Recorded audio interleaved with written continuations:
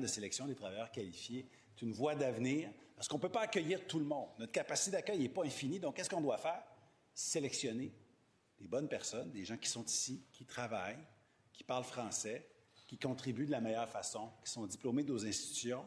Mon collègue fait comme si c'était incorrect, inéquitable de sélectionner des gens selon leur profil, mais ailleurs, à peu près tout le monde fait ça. On y va avec des critères. On n'accepte pas tout le monde nécessairement, des systèmes de points.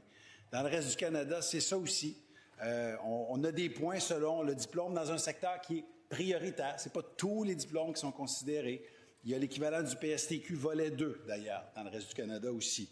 Et je vais continuer dans les prochaines réponses à expliquer ce qui se passe ailleurs pour voir que le programme PSTQ, c'est tout à fait la manière de travailler quand on doit sélectionner et qu'on n'a pas une capacité d'accueil qui est infinie. Première complémentaire. Monsieur le Président, le reste du monde n'a pas parcouru le Québec pour aller chercher des talents sur la base d'un programme qui existait et qui fonctionnait, pour après ça abolir ce programme-là quand les gens se qualifient. Le reste du monde n'a pas fait ça. C'est la CAQ qui a fait ça, Monsieur le Président. La seule affaire qui va rassurer le monde aujourd'hui, c'est une clause grand-père.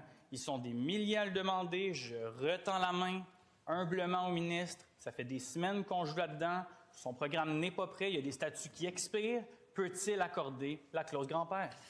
Monsieur le ministre de l'Immigration et de la Francisation. Monsieur le Président, je pense que c'est important d'expliquer aux gens qui doivent soumettre dans le nouveau programme pour ensuite être sélectionnés puis diffuser la bonne information. Je disais dans un reportage de Radio-Canada un extrait qui disait c'est pas normal de dire à des gens qui sont établis ici depuis des années qu'ils doivent tenter leur chance dans un programme où ils seront tirés au sort.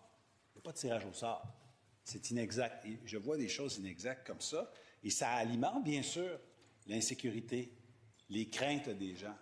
Il faut inciter les gens qui attendaient la réouverture d'un programme qui ne sera pas réouvert à postuler dans ce nouveau programme pour recevoir des bonnes nouvelles, pour être sélectionnés, pour être invités. Je pense que dans plusieurs régions du Québec, les gens vont se mettre à recevoir des bonnes nouvelles à condition... En complémentaire, Madame la chef du deuxième groupe d'opposition. Hier, j'ai été très ébranlée par les témoignages qu'on a entendus. Ça, Monsieur le Président, c'est le premier ministre du Québec qui avait dit ça en 2019, après avoir entendu les témoignages d'étudiants et de travailleurs étrangers, alors que son ministre de l'Immigration de l'époque avait lui aussi charcuté le PEC.